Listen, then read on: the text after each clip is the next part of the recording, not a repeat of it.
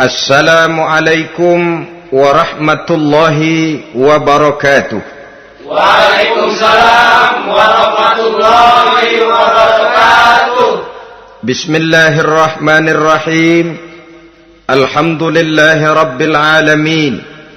Wassalatu wassalamu ala ashrafil anbiya'i wal mursalin, Sayyidina wa maulana Muhammadin wa ala alihi wa ashabihil mujahidin at-tahirin, amma ba'du. Saudara-saudara kaum muslimin rahimakumullah, agama mengajarkan bahwa di dalam melaksanakan segala macam pekerjaan hendaklah dilaksanakan dengan penuh hati-hati dan perhitungan. Dikatakan dalam pepatah, fit ta'annis salamah wa fil ajalatin nadamah. Di dalam keberhati-hatian itu ada keselamatan, dan di dalam sikap tergesa-gesa, di dalam sikap terburu-buru biasanya mengandung penyesalan. Tetapi ada 5 perkara yang malah memang harus dikerjakan secara buru-buru. Apa yang 5 perkara itu? Pertama, mengubur jenazah. Tidak baik kalau jenazah itu disemayamkan sampai 2-3 hari di rumah. Dan yang lebih baik, mengubur jenazah itu adalah di tempat di mana dia meninggal. Contohnya adalah baginda Nabi. Beliau kelahiran Mekah. Beliau wafat di Madinah, maka di Madinah itulah beliau dimakamkan dan bukan di kota Mekah. Karena prinsipnya agama menginginkan kemudahan dan tidak menginginkan kesukaran. Hal kedua yang harus dikerjakan dengan segera ialah mengawinkan anak perempuan. Apabila kita mempunyai anak perempuan, sudah sampai usianya untuk memasuki ambang pintu pernikahan, dan dia sudah minta untuk dinikahkan, maka segeralah orang tua menikahkannya atau mengawinkannya. Sebab biasanya anak perempuan, apalagi di zaman sekarang, kalau tidak segera dikawinkan oleh orang tuanya, dikhawatirkan dia akan kawin sendiri. Dan itu tentu akhirnya akan merepotkan kedua orang tuanya. Hal ketiga yang harus dikerjakan dengan segera dan buru-buru ialah membayar hutang. Apabila kita sudah berhutang kepada seseorang dan sudah ada uang untuk membayarnya, bersegeralah untuk membayar. Sebab kalau ditunda besok, lusa, atau hari minggu depan, dikhawatirkan uangnya akan terpakai untuk kepentingan-kepentingan yang lain, dan hutang akan tetap tinggal hutang, tidak pernah terbayar adanya. Hal keempat yang harus disegerakan ialah menghidangkan makanan untuk orang musafir yang kebetulan menjadi tamu di rumah kita. Dan hal yang kelima yang harus dilakukan dengan buru-buru, dengan segera, bertaubat apabila mengerjakan perbuatan dosa. Hal kelima inilah yang akan kita bicarakan pada pertemuan kita kali ini, yaitu tentang taubat kepada Allah Subhanahu wa ta'ala. Taubat berasal dari kata-kata taba yatubu, yang isim masdarnya adalah taubatan. Artinya sama dengan roja'a yarji'u, ada ya'udu, pulang atau kembali. Bertobat maksudnya kembali dari yang dilarang oleh Allah. Kalau dalam perjalanan hidup ini kita suka menerjang larangan-larangan Allah, melaksanakan apa-apa yang dilarang olehnya, maka taubat artinya meninggalkan larangan-larangan itu dan kembali kepada apa yang diperintah oleh Allah Subhanahu wa ta'ala. Kenapa taubat ini harus disegerakan? Karena makhluk bernama manusia ini sulit melepaskan diri dari dosa dan salah. Nabi bersabda, kullu bani Adam khatta'un wa khairul khatta'ina tawwabun. Setiap anak Adam, yakni setiap manusia, pasti mempunyai dosa dan kesalahan. Dan sebaik-baik orang yang mempunyai dosa dan kesalahan ialah orang yang segera bertaubat. Dengan kata lain, orang yang baik sesungguhnya bukanlah orang yang tidak punya salah, karena tidak ada orangnya yang tidak punya salah. Tetapi orang yang baik adalah orang yang apabila melakukan kesalahan, dia segera sadar, dijadikannya kesalahan itu sebagai pelajaran untuk tidak diulanginya lagi pada masa-masa yang akan datang. Inilah yang digambarkan oleh Allah Subhanahu wa taala dalam surah Ali Imran ayat 135. Walladzina iza fa'alu fahishatan, dan orang-orang yang apabila mereka terjatuh ke dalam perbuatan dosa, au zalamu anfusahum, atau berbuat zalim kepada diri mereka sendiri, dzakarullaha fastaghfaru lidzunubihim, mereka segera ingat kepada Allah dan memohon ampun terhadap dosa yang pernah mereka kerjakan. Saudara-saudara kaum muslimin rahimakumullah, sejak awalnya iblis memang sudah memproklamirkan diri di hadapan Allah Subhanahu wa taala. Apa kata iblis? Ya Rabbi wa izzatika la azalu aghwi bani adama ma damat arwahuhum fi ajsadihim. Ya Allah, demi kemuliaan-Mu saya bersumpah, kata iblis, saya akan selalu memperdayakan anak-anak Adam, saya akan selalu menggoda manusia selama ruh mereka masih ada di dalam jasad mereka. Jadi selama ruh masih ada di dalam jasad, selama itulah iblis akan selalu berusaha menggelincirkan manusia untuk jatuh ke tempat-tempat salah dan ke tempat-tempat dosa. Tetapi kemudian Allah juga memberikan jaminan. Allah menjawab proklamasi iblis ini, wa izzati wa jalali ya mal'un la azalu aghfiru lahum mastaghfaru. Demi kehormatanku, demi kemuliaanku, hai mal'un, hai yang terkutuk, hai iblis, kalaupun engkau selalu memperdayakan manusia, kalaupun engkau selalu menipu dan menggoda mereka sepanjang ruh mereka masih ada di dalam jasad, aku akan senantiasa memberikan ampun kepada mereka sepanjang mereka memohonkan ampun kepadaku. Inilah jaminan dari Allah Subhanahu wa ta'ala. Saudara-saudara kaum muslimin rahimakumullah, oleh karenanya apabila kita berbicara tentang taubat, artinya kita berbicara tentang tingkah laku kita dalam kehidupan sehari-hari. Apa yang harus kita lakukan untuk sempurnanya satu taubat? Pertama, menyesal terhadap dosa yang pernah kita lakukan. Kadang-kadang ada juga orang bertaubat, tapi bukan nyesal terhadap dosa yang dia kerjakan, malah puas katanya. Dia ngomong sama teman-temannya, saya dulu zaman muda sudah kenyang judi, kenyang zina, kenyang mabuk-mabukan, sudah puas. Sekarang tinggal benernya saja, saya sudah taubat. Taubatnya sih bagus, tapi puasnya itu yang jelek. Kenapa harus dikatakan puas? Bukan puas, menyesal. Menyesal saya dulu. Kenapa hanyut terjebak dosa? Kenapa tenggelam di meja judi? Kenapa tenggelam di minum-minuman keras? Kenapa hanyut kepada perbuatan munkar dan maksiat? Saya menyesal sekali. Menyesal diperintah dan bukan malah puas. Dari rasa menyesal ini nanti timbul hal yang kedua, yaitu berniat tidak akan mengulangi lagi perbuatan dosa.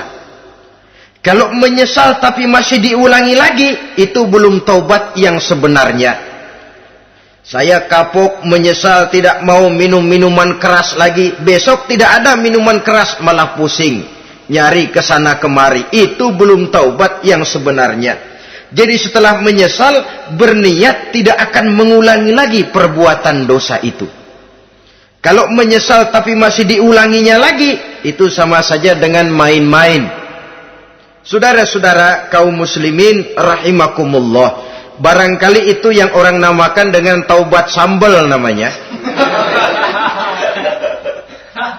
Kita kalau makan nasi pakai sambal, pedesnya bukan main, repot, marah, ngomel. Gila, sambal pedes bukan main, taubat sama sambal. Taubat sama sambal katanya. Tapi 2-3 hari kemudian dia makan lagi, nggak ada sambal, nyari. Kemarin sudah taubat, 2 hari kemudian malah nyari. Ini bukan taubat yang sebenarnya. Penyesalannya tidak diiringi dengan berniat untuk tidak mengulangi perbuatan dosa itu selama-lamanya. Saudara hadirin, kita sudah taubat, tidak mau lagi minum minuman keras. Datang teman, minum ya? Enggak mau. Kenapa? Saya sudah taubat. Yang benar, benar. Kalau dibayarin, udah. Jadi rupanya taubatnya itu cuma karena nggak ada yang bayarin. Begitu datang yang bayarin, berangkat lagi. Itu belum lagi merupakan taubat yang sebenarnya. Begitu juga kita taubat dari meja judi. Pada waktu sudah bures, bangkrut, habis-habisan, mungkin menyesal, mungkin bertaubat. Inilah akibatnya judi, rumah tangga berantakan, harta boros, anak terlantar, uang tidak ada. Tobat, saya tidak mau lagi-lagi tenggelam di meja judi. Pada saat kondisinya bangkrut, itu yang diucapkan. Tapi 2-3 hari, 4-3 minggu, 1 bulan kemudian rezekinya banyak, makmur lagi, usahanya maju lagi, lupa lagi dia kepada ucapan sebelumnya. Akhirnya sedikit demi sedikit tenggelam kembali di meja judi. Ini pun belum merupakan taubat yang sebenarnya. Jadi untuk sempurnanya taubat, yang pertama menyesal terhadap dosa yang telah dilakukan, yang kedua berjanji tidak akan mengulangi lagi, kemudian yang ketiga meninggalkan perbuatan jahat itu untuk selama-lamanya. Dengan kata lain, kalau memang taubat tidak mau minum lagi, talak 3 itu minuman keras. Kalau memang niat tidak akan berjudi lagi, talak 3 itu segala macam bentuk perjudian, meninggalkan perbuatan jahat. Yang keempat, menunaikan semua fardu dan kewajiban. Sebab barangkali pada saat kita tenggelam dalam dosa, perintah-perintah Allah, jangankan yang sunnah, yang wajib saja sering kita lalaikan. Maka apabila diri telah berniat melaksanakan taubat, maka tunaikan semua kewajiban yang disyariatkan oleh agama kepada kita. Yang kelima, meminta halal kepada para lawannya dengan termasuk mengembalikan hak milik orang lain. Ini kalau menyangkut hukukul adamiyin atau hak-hak manusia. Jadi kalau kita berdosa kepada sesama manusia, Allah belum akan menerima taubat kita kalau kita belum minta maaf kepada yang bersangkutan. Adapun kalau kita sudah minta maaf tapi yang bersangkutan tidak mau memberikan maaf, itu urusan dia kepada Allah. Urusan kita adalah meminta maaf kepada yang bersangkutan. Hal yang keenam, mendidik atau melatih diri untuk bertaat kepada Allah. Sebagaimana kita dulunya telah melatih diri, memperturutkan diri untuk berbuat durhaka. Lalu memperbaiki yang dimakan dan yang diminum. Itu juga merupakan ciri dari orang-orang yang melaksanakan taubat kepada Allah Subhanahu wa ta'ala.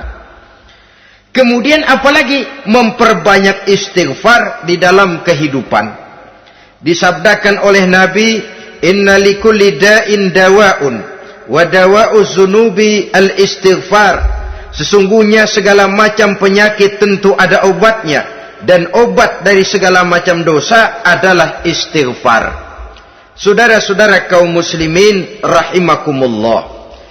Jadi kalau yang terdahulu merupakan perbuatan-perbuatan konkret, maka yang terakhir ini taubat dalam bentuk ucapan berupa memperbanyak istighfar, memohonkan ampun kepada Allah Subhanahu wa ta'ala. Mari kita lihat dalam teladan hidup kita, manusia yang hatinya paling bersih, tidak lain adalah Rasulullah sallallahu alaihi wasallam. Beliau sudah mendapat jaminan ampun dari seluruh dosa. Liyaghfir lakallahu ma taqaddama min zambika wa ma ta'akhkhar, kata Allah. Muhammad, dosamu yang dahulu, dosamu yang sekarang, dosamu yang akan datang jikalau memang ada, seluruhnya sudah mendapat jaminan ampun dari Allah. Tetapi coba lihat dari sejarah perjalanan hidup yang mulia ini.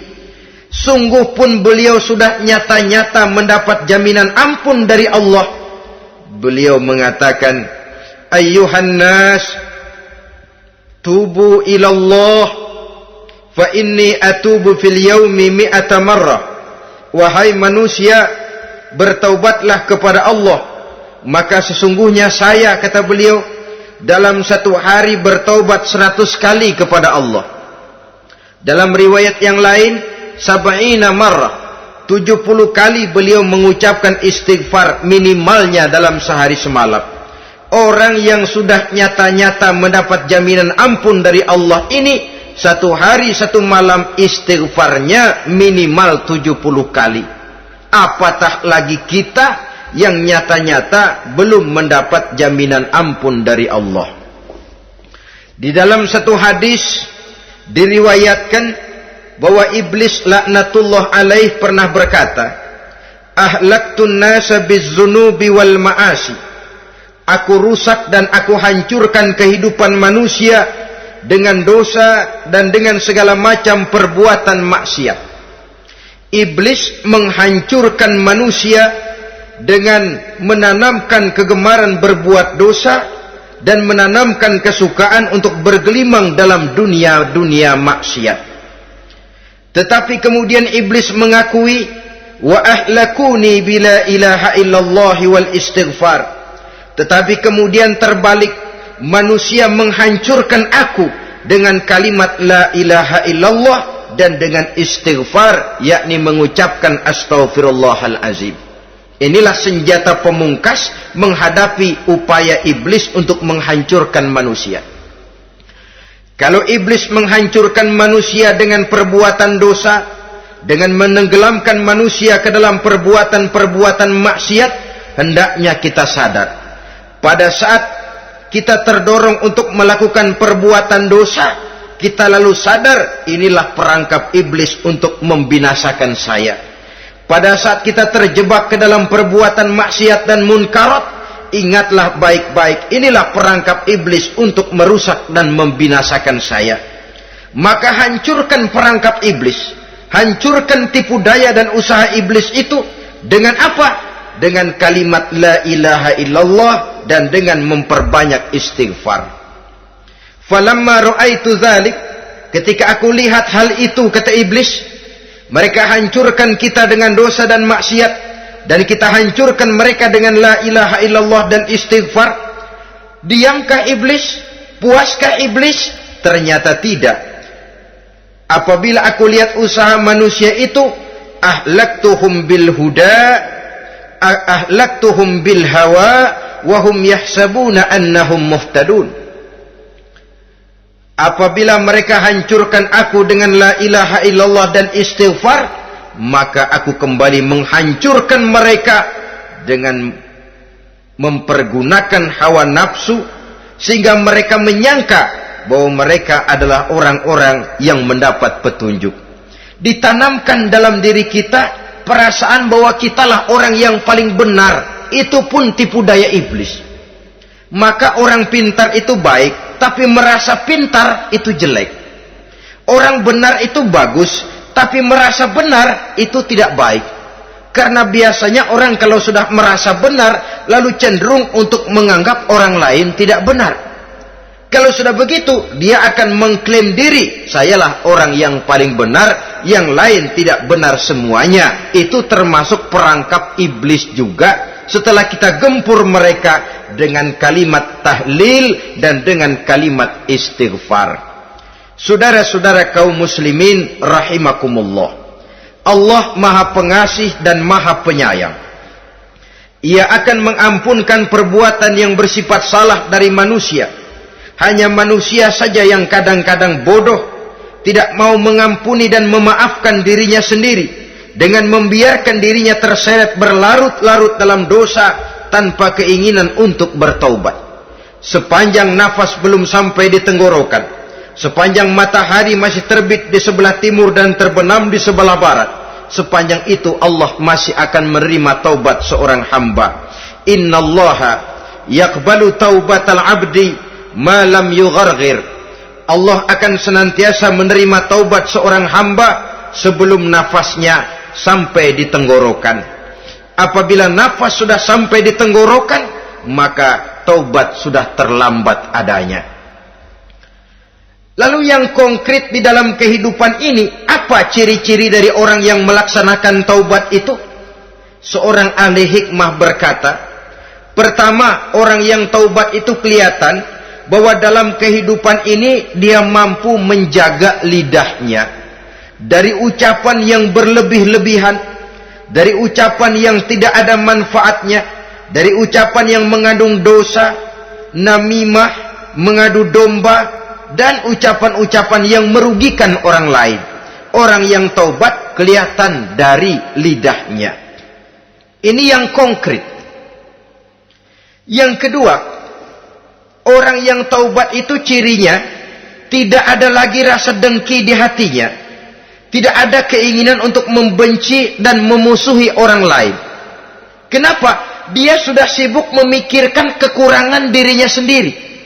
Sehingga tidak ada waktu lagi untuk mengorek-ngorek, mencari-cari aib dan kekurangan pada diri orang lain.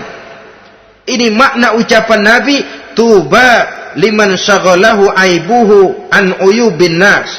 Beruntunglah orang yang kekurangan pada dirinya menyebabkan dia cukup sibuk sehingga tidak sempat mencari-cari dan mengorek-ngorek aib dan kekurangan orang lain. Berbeda dengan orang yang masih jauh dari sikap taubat. Selalu berusaha mencari dan mengorek-ngorek kekurangan orang lain, sementara aib dan kekurangan dirinya diumpetin. Ini namanya ilmu kancil. Orang lain disorotin, dia ngaling, ngumpet. Kerjaannya apa? Monten orang lain saja. Dia sendiri tidak mau diponten dan tidak mau memonten dirinya. Akibatnya apa? Sikap introspeksi tidak ada. Sikap mawas diri hilang. Sikap melihat, bercermin terhadap pribadinya sendiri hilang. Yang ada cuma menilai orang lain saja. Jadi adapun orang yang sudah bertaubat ini, di hatinya tidak ada dengki. Melihat orang lain mendapat nikmat, alhamdulillah, dia ikut bersyukur. Lain dengan orang yang jauh dari taubat. Tetangganya dapat nikmat, dia meriang. Tidak senang hatinya melihat orang lain senang. Orang melarat malah tepuk tangan. Saudara hadirin yang saya muliakan, orang yang semacam ini pada hakikatnya selalu disiksa oleh perasaannya sendiri. Kalau tetangganya yang kaya, ditanya kemana dukunnya.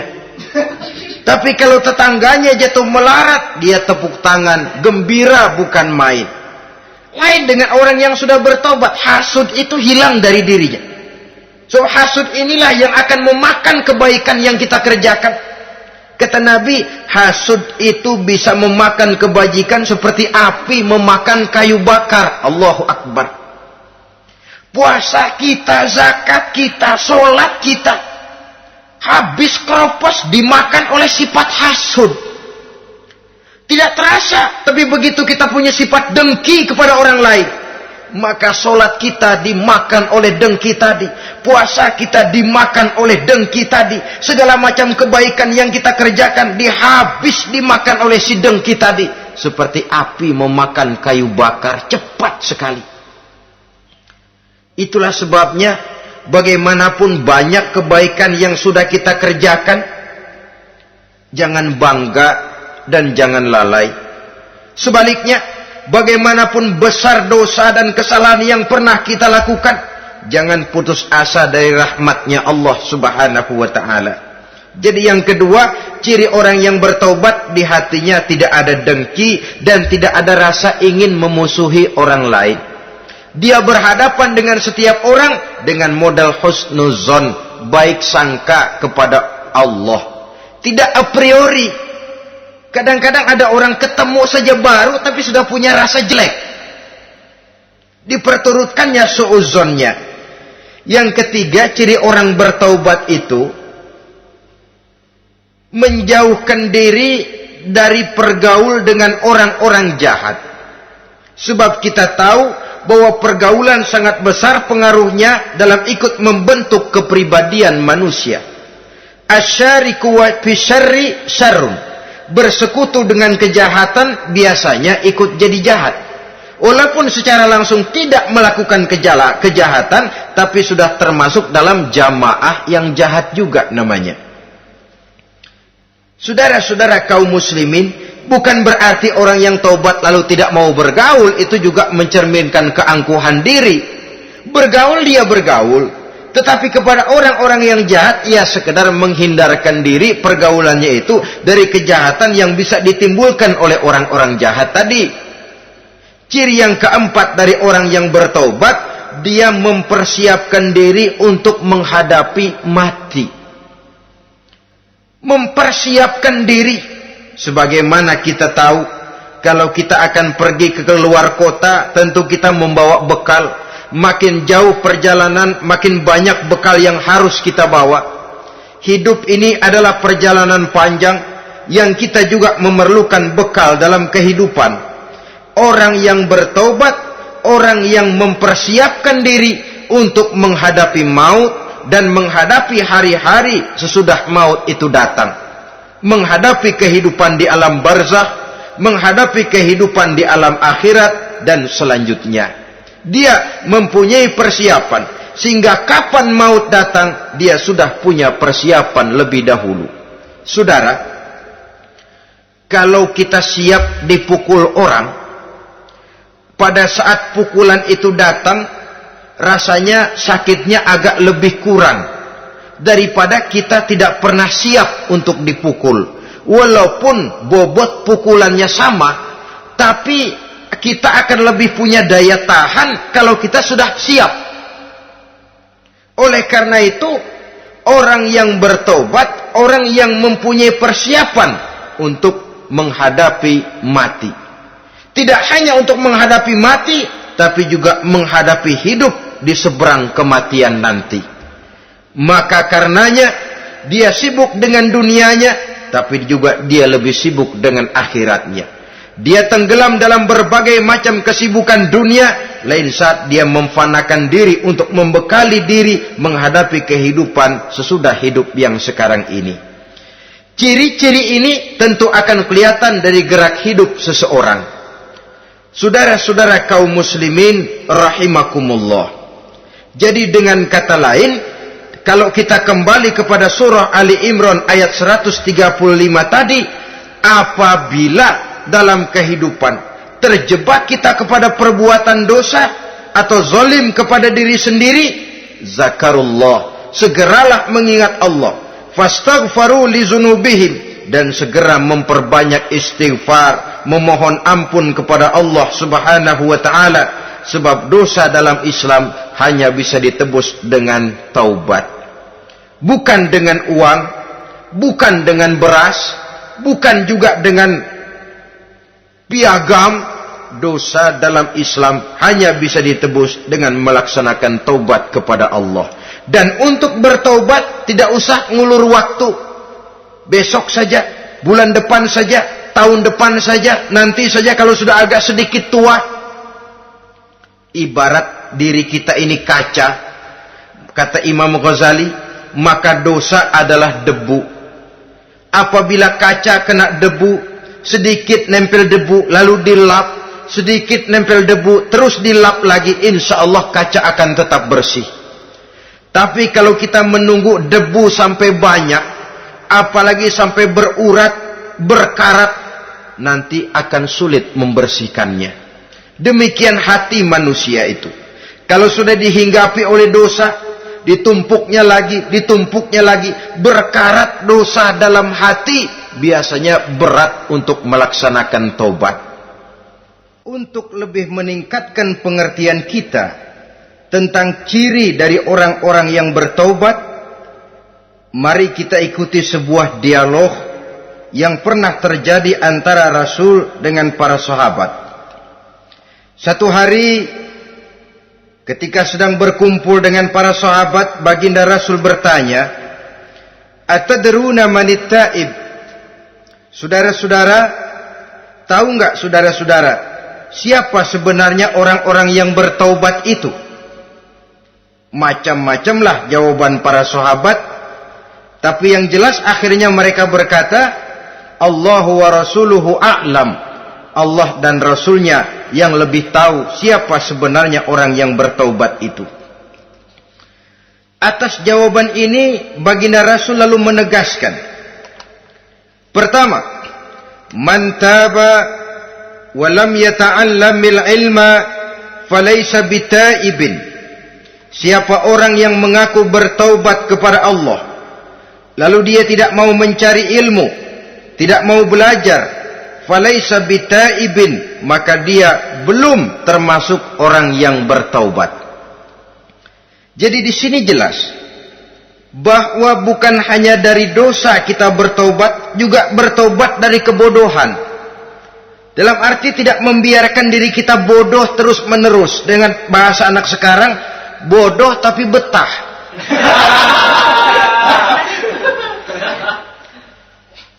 Orang yang mengaku bertaubat tapi tidak menggali ilmu, tidak mau belajar, tidak mau mencari ilmu, tidak hadir di mana majelis taklim, belum dianggap taubat yang sebenarnya.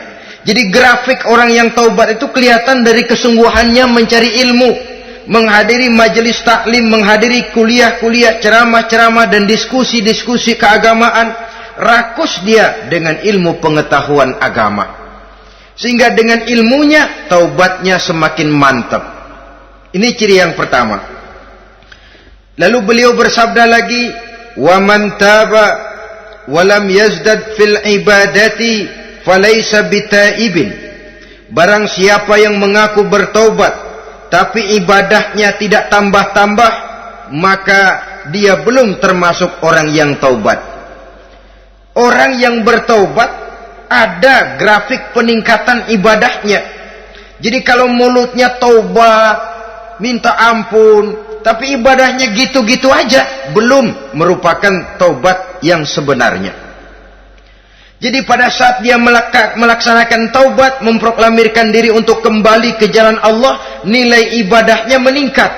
Kalau sholatnya tadinya cuma sekedar yang wajib-wajib saja, setelah dia taubat bertambah melaksanakan yang sunnah, rawatibnya, qobliyah, ba'diyahnya, atau kemudian nawafilnya berupa tahajud, hajat, duha, istikharah, dan sholat-sholat sunnah lainnya. Jadi kelihatan dari peningkatan ibadahnya. Ini ciri yang kedua. Yang ketiga kata Nabi lagi, wa man taba wa lam yardal khusama falaysa bitaibin. Barang siapa yang mengaku bertaubat kepada Allah tapi dia tidak bisa meridhoi musuh-musuhnya, maka belum lagi dia dianggap orang yang bertaubat. Meridhoi, memaafkan musuh.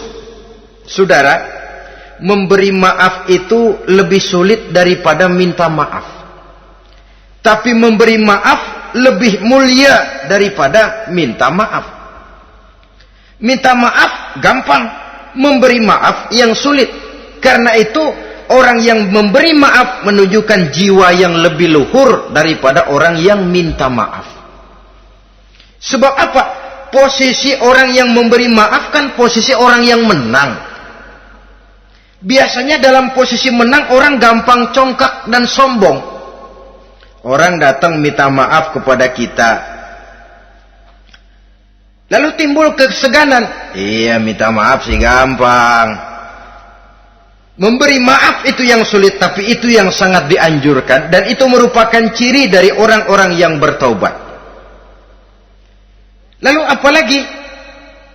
Wa man taba wa lam yughayyir libasahu wa zinatahu falaysa bitaibin. Barang siapa yang mengaku bertaubat tetapi pakaian dan perhiasannya tidak berubah, maka dia belum lagi dianggap bertaubat. Orang bilang pakaian memang kulit, yang penting isi. Tetapi bagaimanapun kulit mencerminkan isi. Dari pakaian kita bisa mengkaji kepribadian seseorang. Saya berpendapat bahwa pakaian penting, kulit juga penting. Kulit penting, isi penting. Kulit tanpa isi tidak ada artinya. Isi tanpa kulit juga meragukan orang.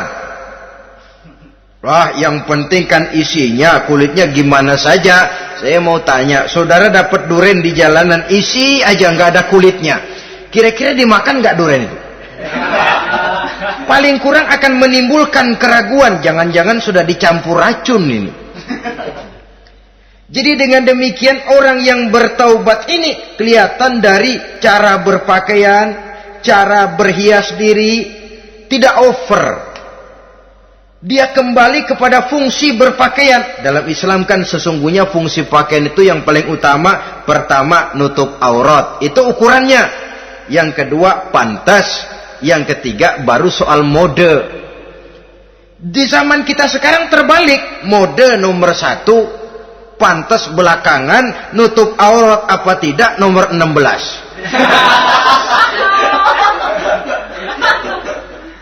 Kalau sudah mode, kita kekira kekurangan pertimbangan.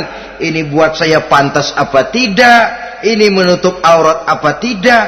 Kita balik, padahal fungsi berpakaian dalam Islam tujuan utamanya pertama nutup aurat.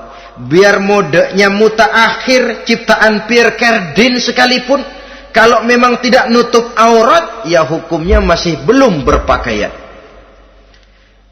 Atau juga ukuran yang kedua, pantas. Yang orang lain pantas kita pakai, belum tentu kita pantas. Kita kadang-kadang kehilangan pertimbangan. Lihat iklan bintang film memakai pakaian yang begini bagus, lalu kita pakai saja. Ya tentu namanya bintang film. Kadang-kadang pakaian untuk show dipakai buat kondangan. Akhirnya habis sekampung orang nonton dia. Ya nggak pantas toh, nggak wajar. Saudara hadirin yang saya muliakan, orang yang bertobat kelihatan dari pakaian dan perhiasannya. Kalau sudah memakai perhiasan, ya sekedarnya saja. Tidak lalu dengan niat supaya orang tonton, supaya orang lihat, supaya orang tahu dia kaya, supaya timbul decak kagum, asal dia lihat orang lalu wah. Kalau sudah diwahi lalu senang. Saudara hadirin yang saya muliakan. Kemudian kata Nabi lagi, "Wa man taba wa lam yubaddil ashabahu falaysa bitaibin."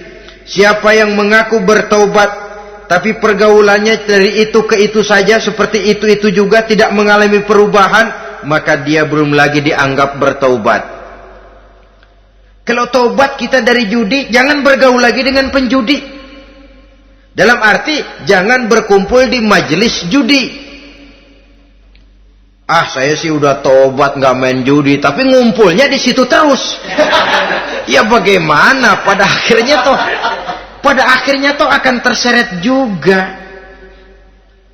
Saudara hadirin yang saya muliakan, jadi dengan demikian lingkungan juga sangat besar pengaruhnya dalam kriteria orang yang bertaubat.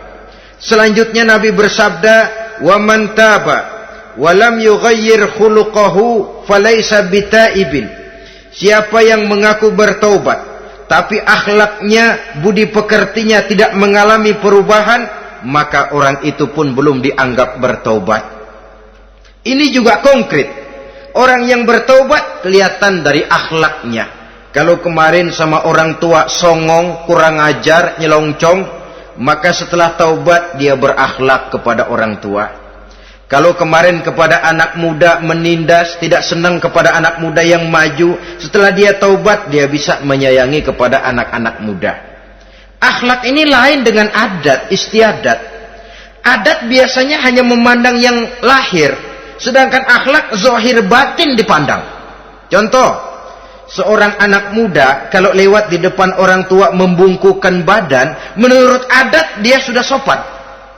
Tapi menurut akhlak belum tentu berakhlak. Tergantung kepada niatnya apa membungkukin badan. Permisi apa ngina. Kan mungkin saja orang membukukan badan lewat di depan aki-aki karena menghina sebab aki-aki itu badannya udah bungkuk. Jadi gerakan zohir yang baik yang diiringi dengan niat yang baik itulah cerminan daripada akhlak. Kalau adat terlepas dari soal niat, asal zohirnya sudah oke, menurut adat oke, dia beradat. Niatnya apa? Adat tidak pernah menilai. Maka orang yang bertaubat pun kelihatan dari akhlaknya. Dan akhlak itu adalah keseluruhan tingkah hidup manusia.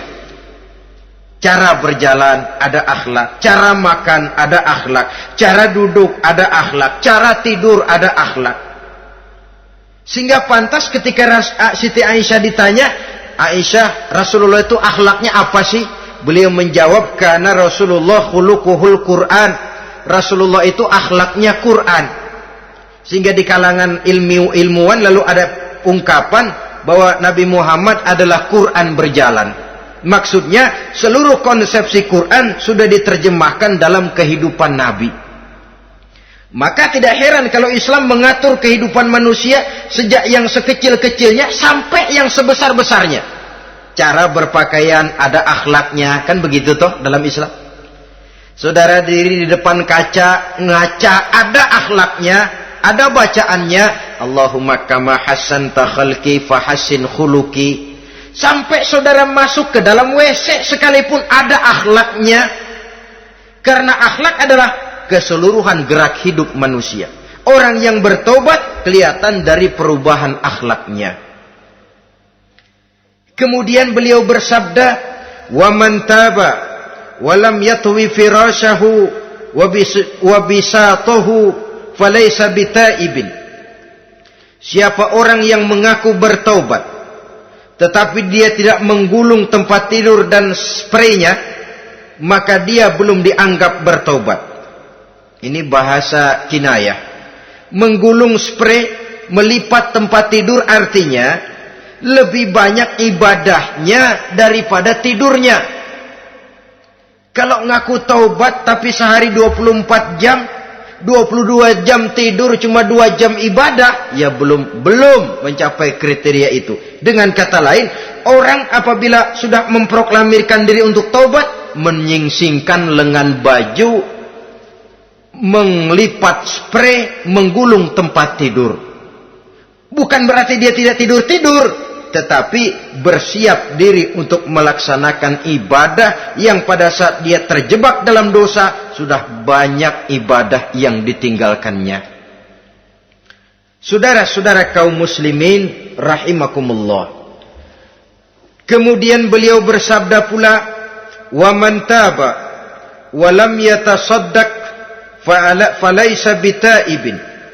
Barang siapa yang mengaku bertobat, kemudian dia tidak menyedekahkan karunia yang diberikan Allah kepadanya, maka taubatnya belum lagi dianggap taubat yang sebenarnya.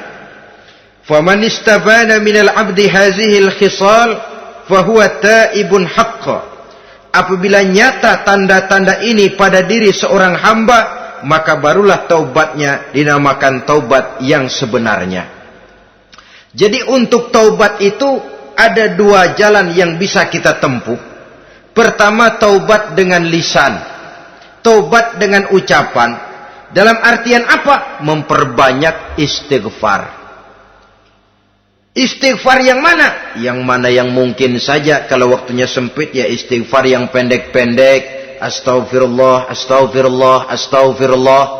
Mau yang lebih panjang, astaghfirullahalazim allazi la ilaha illa huwal hayyul qayyum wa atubu ilaih min jami'il ma'asi waz zunub la haula wala quwwata illa billahil aliyyil azim.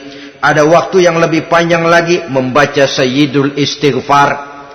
Tiap kali berbuat jahat, tiap kali diiringi dengan istighfar. Nah, ini yang bisa runtuh dengan istighfar ini dosa apa?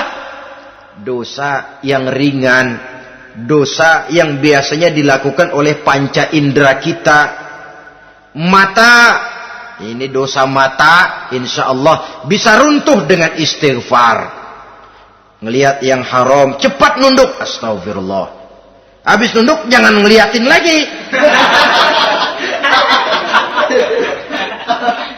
Kadang-kadang ngelihat nunduk, istighfar, melotot lagi, istighfar lagi.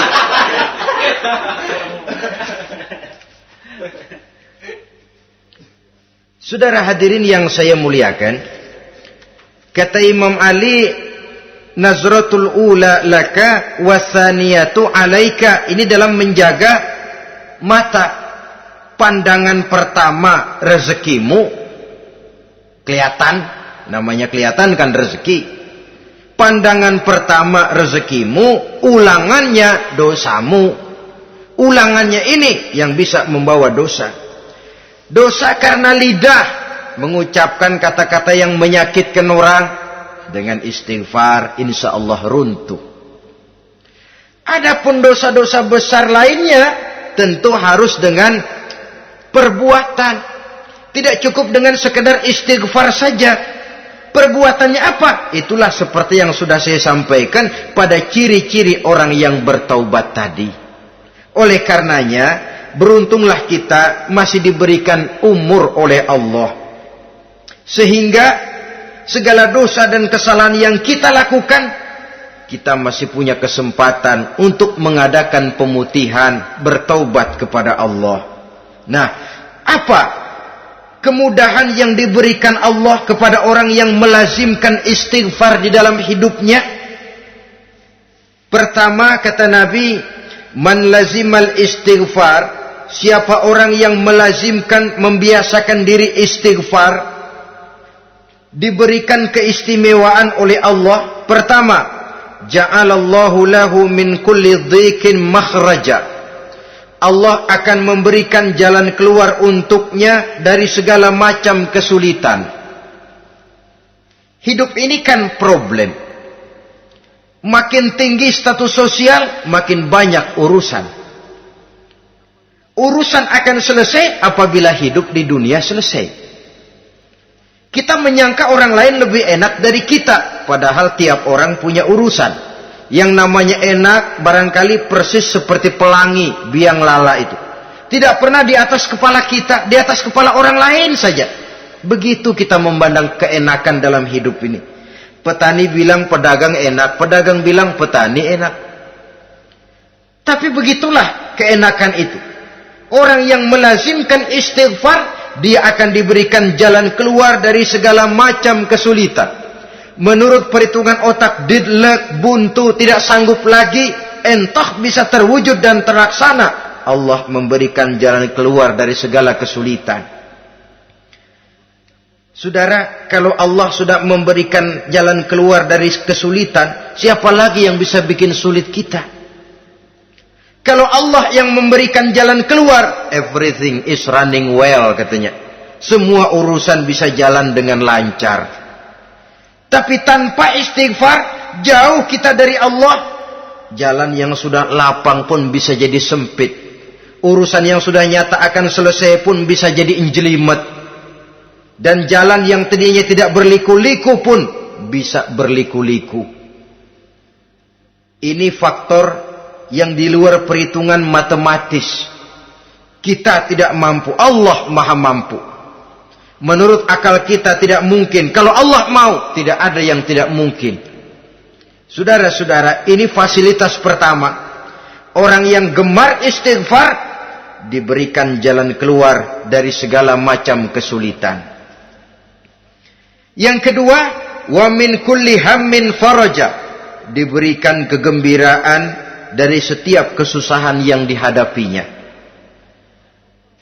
Ada saja faktor-faktor yang mendatangkan kegembiraan, yang mendatangkan refreshing di dalam kehidupannya, sehingga dia tidak lalu merasa jalannya buntu, tidak merasa kesulitannya tidak pernah terselesaikan. Dan yang ketiga, fasilitas yang diberikan Allah kepada orang yang gemar istighfar, wa razaqahu min haitsu la yahtasib. Allah akan memberikan kepada mereka rizki dari jalan yang tidak pernah mereka sangka-sangka. dari jalan yang tidak pernah mereka perkirakan sebelumnya. Saudara-saudara kaum muslimin rahimakumullah. Inilah fasilitas ketiga yang diberikan Allah kepada orang yang gemar istighfar. Rizkinya datang dari jalan yang tidak disangka-sangka. Sebab rizki ini juga termasuk hal gaib. Dan jangan lupa, ar-rizqu bima'na al-ata hissiyan kana au ma'nawiyan. Rizki adalah pemberian baik yang konkret maupun yang abstrak. Kita sering membatasi pengertian rizki, maka rezeki kita jadi sering terbatas. Menurut kita kan yang namanya rezeki cuma duit saja. Kalau bukan duit bukan rezeki. Padahal semua karunia Allah itu rezeki. Umur rezeki, istri rezeki, anak rezeki, pangkat dan jabatan rezeki, termasuk duit juga rezeki. Tapi dalam kebiasaan kita rezeki cuma duit. Begitu duit seret kita anggap rezeki macet. Maka akhirnya kita tidak bersyukur kepada Allah. Padahal mungkin di sektor duit macet, tapi rezeki dari segi lain, ilmu barangkali tambah, wibawa naik, pangkat naik, anak tambah, itu juga merupakan rezeki. Saudara-saudara kaum muslimin rahimakumullah, orang yang gemar istighfar ini diberikan rezeki dari jalan yang tidak disangka-sangkanya, dibukakan perbendaharaan Allah untuknya, sehingga rezekinya datang dari cara yang tidak disangka-sangka. Allah Maha Kaya. Kalau dia mau, la mani'a lima a'taita wa la mu'tiya lima mana'ta. Tidak satu kekuatan pun yang mampu mencegah apa yang hendak diberikan Allah, dan tidak satu kekuatan pun yang sanggup memberikan apa yang dicegah oleh Allah Subhanahu wa taala. Ini keistimewaan yang diberikan Allah kepada mereka yang gemar beristighfar di dalam kehidupan ini. Jangan lagi berpikir, gua sih nggak punya dosa, istighfar amat. Sombong, saudara-saudara. Manusia itu lebih baik merasa banyak dosa daripada merasa tidak punya dosa. Tanda orang bahagia, kata Nabi, 4. Pertama, orang yang selalu ingat kepada kesalahan yang pernah dia lakukan. Itu orang bahagia. Selalu ingat kepada kesalahan yang pernah dilakukannya. Sehingga pada saat akan melakukan kesalahan yang baru, dia mikir-mikir. Dosa gue yang kemarin udah 3 keranjang, nih nambah lagi. Ingatannya terhadap kesalahan yang lalu akan merupakan langkah preventif yang mencegah dirinya untuk tidak menambah kesalahannya. Orang bahagia, orang yang selalu ingat kesalahan yang pernah dia lakukan, terbayang di pelupuk mata, bukan ngumpet-ngumpetin dosa. Sebab apa yang mau kita umpetin di hadapan Allah?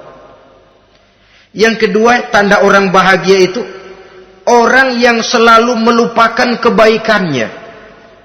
Kalau dia berbuat baik, dia lupakan. Dia anggap dirinya belum pernah berbuat baik. Sehingga di mana ada kebaikan, dia tidak bisa ikut. Dia merasa sangat rugi. Sebab dia anggap dirinya belum pernah berbuat baik. Yang ketiga, tanda orang bahagia, dalam urusan dunia, dia lihat ke bawah. Sehingga timbul rasa syukurnya. Bahwa kalau dia sengsara masih banyak yang lebih sengsara dari dia. Bahwa kalau dia miskin masih jauh lebih banyak yang miskin dari dia. Bahwa kalau dia menemui kesulitan masih banyak yang jauh lebih sulit dari dia. Dengan cara itu jiwanya akan lapang, hidupnya akan tenang, dan dia tidak pernah ingkar kepada nikmat yang diberikan Allah. Sebaliknya yang keempat, tanda orang bahagia itu dalam urusan akhirat dia lihat ke atas. Dunia, lihat yang bawah. Akhirat, lihat yang atas. Kalau dia bisa sholat, kenapa saya tidak? Kalau dia sanggup puasa, kenapa saya tidak? Kalau dia bisa baca Quran, kenapa saya tidak? Timbul panas, nyontoh ibadah mendatangkan kebahagiaan. Rakus ibadah malah dianjurkan. Rakus dunia malah tercela. Nah, lawanannya orang celaka, saudara-saudara. Orang celaka juga tandanya 4 lawanan yang tadi itu.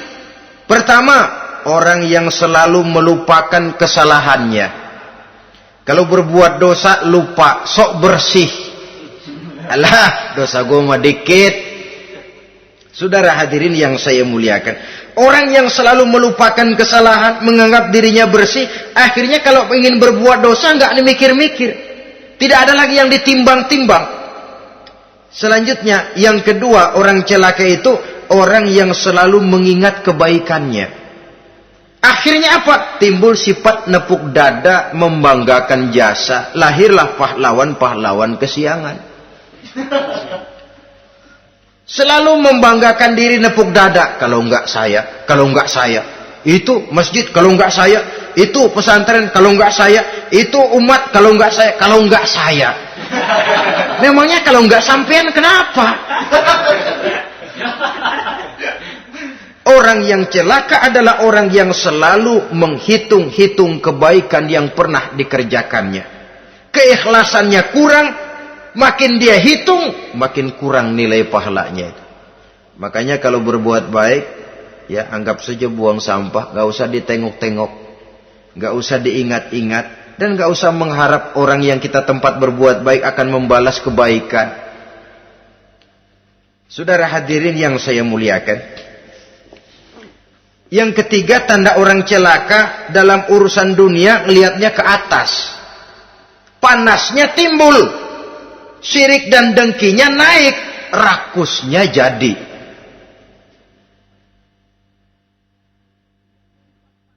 Timbul sifat panasnya itu, tidak mau ngerti. Kalau tetangga saya bisa beli kulkas, kenapa saya tidak? Kalau tetangga saya bisa beli motor, kenapa saya tidak? Kalau tetangga saya bisa beli mobil, kenapa saya tidak? Gaji nggak cukup, tuyul piara.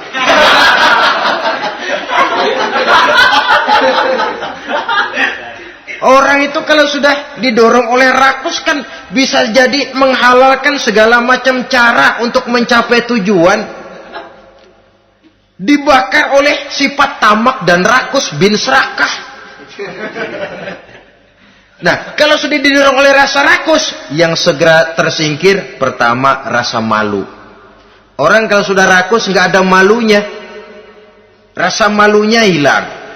Padahal syarat jadi orang itu kan kalau punya rasa malu. Nggak punya rasa malu, kurang syarat jadi orang.